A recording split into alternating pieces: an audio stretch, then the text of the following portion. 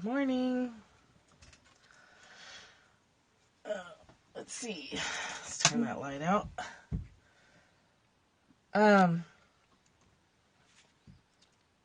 Hello. Good morning.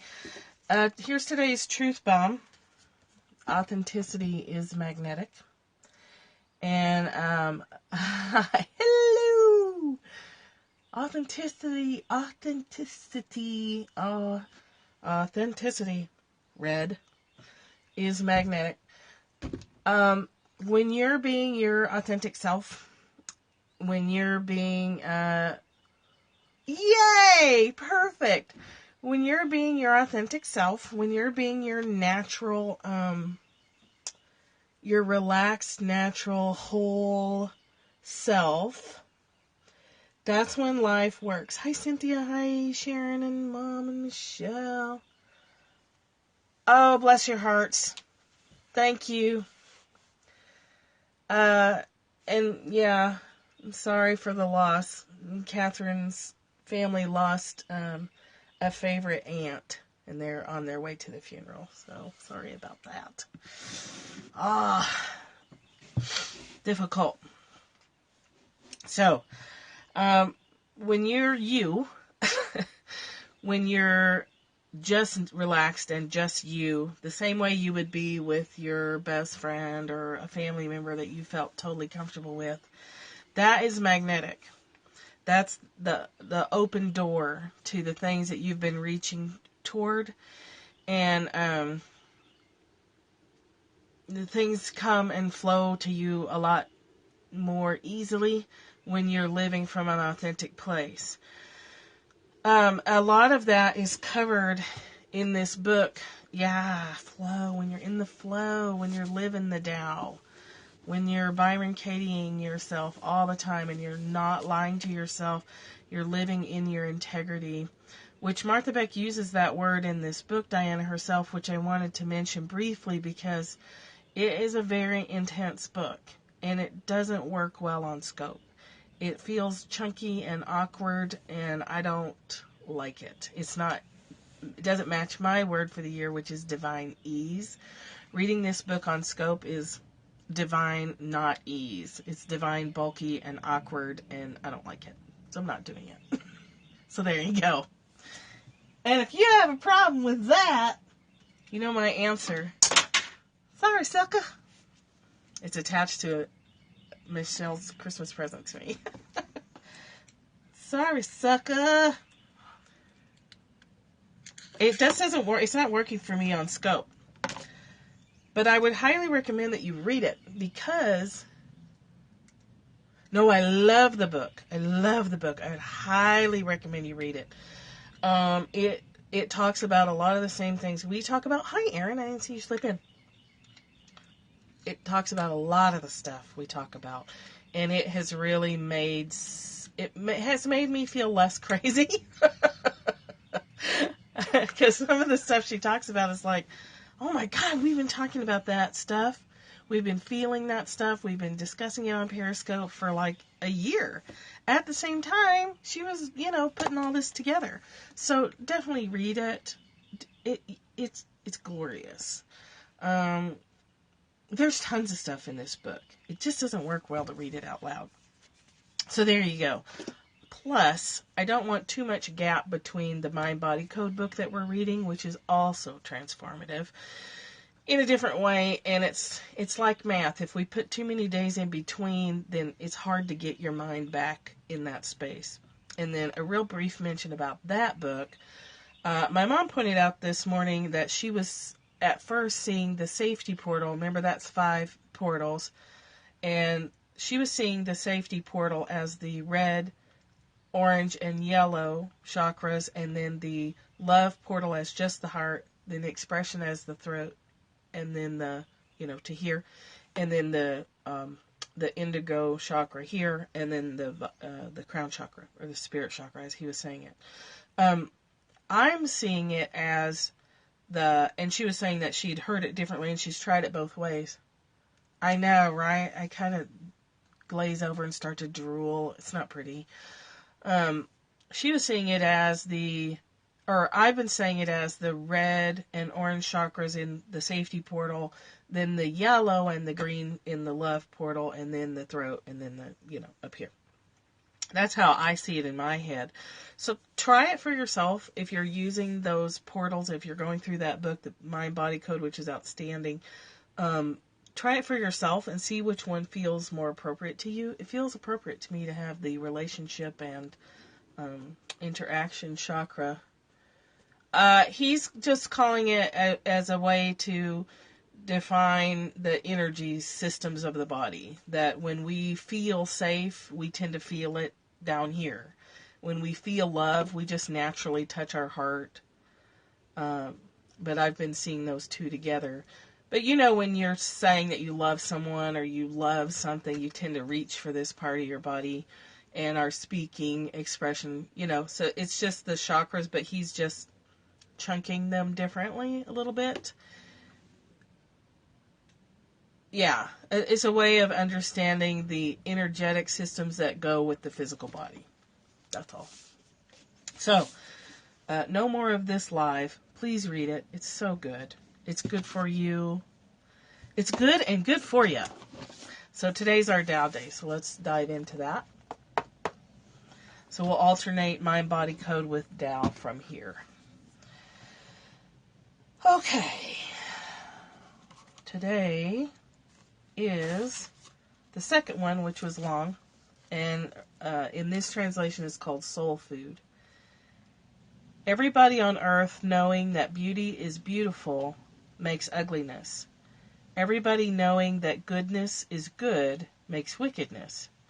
For being and non-being arise together, hard and easy, complete each other, long and short shape each other. High and low depend on each other. Note and voice make the music together. Before and after follow each other. That's why the wise soul does without doing and teaches without talking. The things of this world exist. They are. You can't refuse them. To bear and not to own. To act and not lay claim. To do the work and let it go. For just letting it go is what makes it stay. Just letting go is what makes it stay. Super good. One of the things that her notes at the bottom say, one of the things I read in this chapter is that values and beliefs are not only culturally constructed, hello, we've just been talking about that, but also part of the interplay of yin and yang, the great reversals that maintain the living balance of the world. To believe that our beliefs are permanent truths, which encompass reality, is a sad arrogance. To let go of that belief is to find safety. To let go of any belief in any kind of permanency is total freedom. Because you stop worrying about stuff. If something needs to be worried about, you're aware of it, you take care of it, and then you go back to just living, just breathing, being breathed, just walking, being walked. Things get easier. You find the right relationship, you find the right job, your income increases. Just letting go, letting go, letting go. The do without doing is life revealing itself to you, which happens so easily. Once you make a commitment to that path and living in that way, everything is easier. When you have a project coming up and you're not quite sure how to do it or how to pull it off, you just ask for help. Like, ask the air. Just ask out into the air. I need some help. Help me with this, please.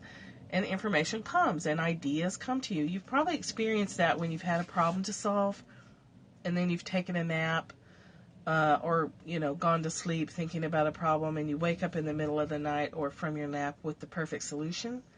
That's what I'm talking about. That's allowing nature, the natural laws of nature and the way we all fit together to work on your behalf, to bring things into your awareness.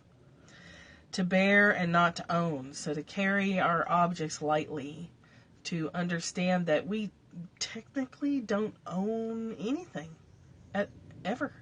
We use it for a while, but you can't take it with you. I mean, that's a cliche. It sticks around for a reason.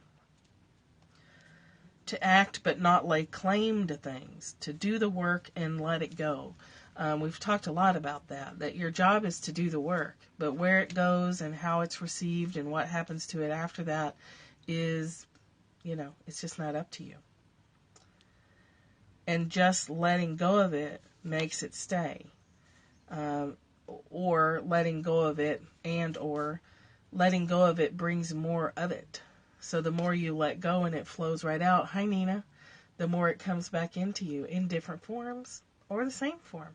It doesn't matter anymore because you're just letting it flow on through, because you're not laying claim to things as they come through your existence. You're not grabbing onto them and holding onto them for life and death. You're just experiencing something for a while. When it's time to let go, you let go, and the next experience comes in. My mom's going through that with leaving Colorado. It's time to let go of Colorado. This has not been easy for her. This is very clear. It's time to let go of this Colorado project existence. It's time to move into the next existence. It's the same with jobs. You know when it's time to go. And if you act on it then, it tends to be a pretty smooth transition into something else. If you don't act on it and it gets worse and worse and worse, you tend to get fired or shoved out, or something happens that forces you to leave. Because water will not be stopped. Life will not be stopped. You can hold it back for a while. Plants grow right through concrete. You can't stop life permanently. You can delay it. You can drag it out. You can make it hard. Growing through concrete is hard. But you will grow. You stop growing is when you start dying. So it's going to happen. You might as well pry your fingers off the steering wheel and flow with it. Flow with the changes. It's always changing. It's never going to stop changing. So in Stephen Mitchell's version, he says, when people see some things as beautiful, other things become ugly. 3 years too long at a job. Yeah, I had a friend recently who should have passed up several job opportunities actually, and should have left the job and ended up being shoved out in a really ugly way. And now she knows. Now she's changing gears and she gets it. But, it's painful. It's painful when we ignore what's right in front of our faces. Sometimes it takes a while to get the awareness that it's time to let go and take our hands off the wheel. But once we have it, it's a lot easier if you just go ahead and work through the fear of it and face it directly head on. So when people see some things as beautiful, other things become ugly. That's comparison. So if I label blue as beautiful and black as ugly, I've split myself, because they're really just two colors and they don't need to be separated into a category. When people see some things as good, then by necessity, other things become bad. When people see some things as beautiful, other things become ugly. When people see some things as good, then other things become bad. Being and non-being create each other. Difficult and easy support each other. Long and short define each other. High and low depend on each other. Before and after follow each other. Therefore the master acts without doing anything and teaches without saying anything. Things arise and she lets them come. Things disappear and she lets them go. She has but doesn't possess. Acts but doesn't expect. When her work is done, she forgets it, and that's why it lasts forever. This whole chapter or poem or verse, or however you categorize it, is loaded with great information about how we separate ourselves, and we try to chunk ourselves up into different categories, and we try to put other people in little boxes, and then when they try to break out of those boxes, we get really upset about it. When someone's going through a change and they're acting differently, and we'll say, well, they're acting out of character, it's so weird. Well, it's not. They're not acting out of character. They're just showing a different part of themselves that maybe you haven't seen before. Hi, Linda. They're acting in new ways, and it rattles our system of boxes. Like, I think of our brain as like a giant apothecary chest with all these little drawers and all these things in these little drawers. And then when one drawer wants to jump into another drawer, we just freak out about it. Or when one drawer wants to be dumped out and refilled with something else, we lose our minds. You know, we just get so startled by that. Yeah, people change. You're not the same person you were a year ago. I'm not. You're not the same person that you were when you were 12. Internal changes happen so slowly that we don't recognize it. And also, people are changing right in front of our eyes, but we don't register it, right? Because we just dismiss it. We see that things are changing, but we just, it doesn't really register until somebody does something dramatic that catches our attention. But if you look back, you can recognize that they were going through something and changing for months. You just didn't register it because it didn't fit the story. When people do stuff that doesn't fit your definition of them, you just don't see it until it gets really big. Same thing with a job that you need to leave.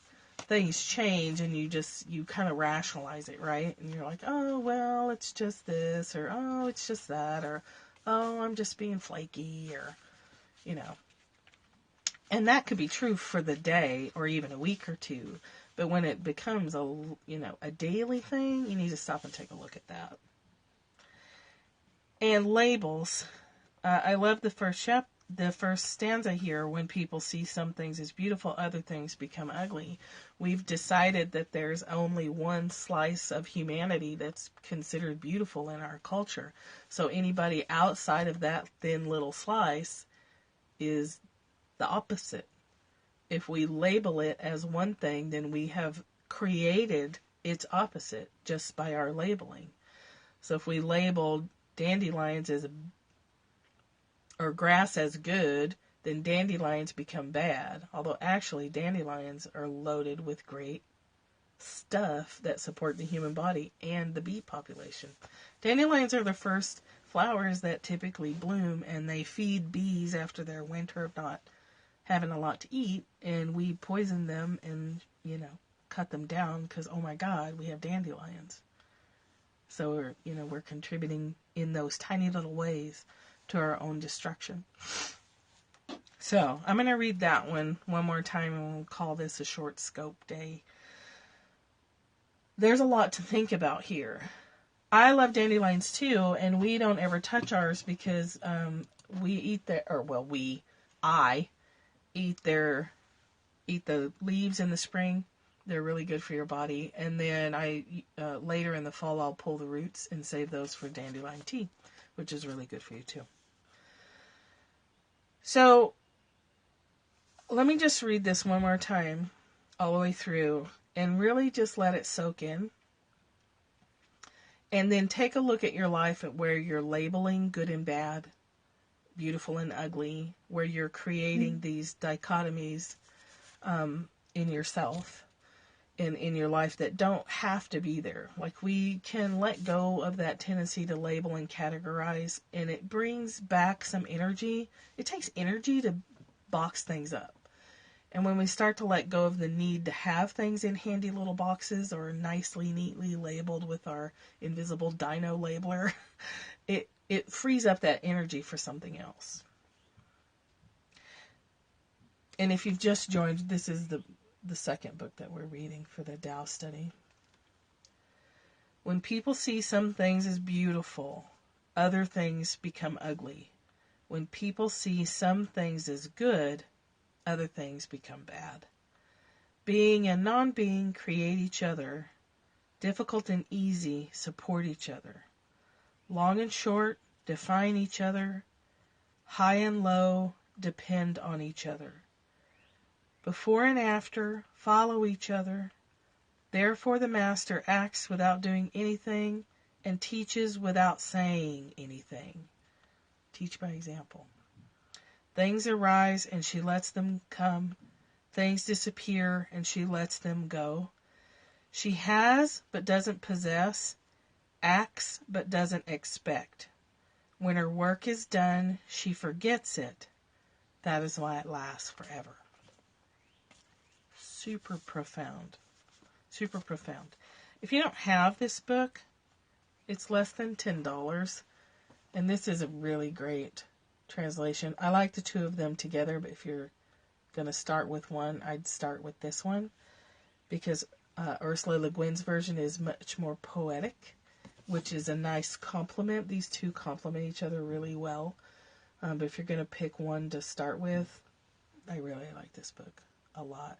It's a bit more direct. But this book is more beautiful. Which means this one might be ugly. I don't know. You're welcome. You're welcome.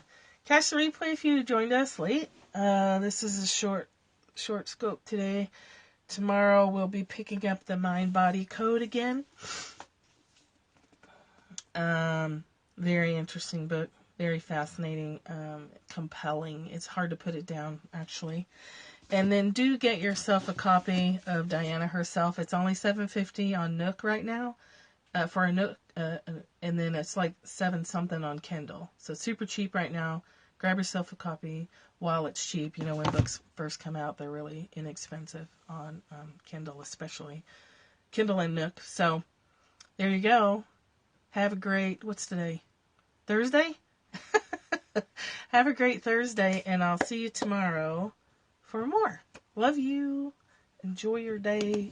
Let go of labeling. Try to not label anything for an hour. Thank you. Have a great, great day yourself, too. Okay. Bye. Thank you.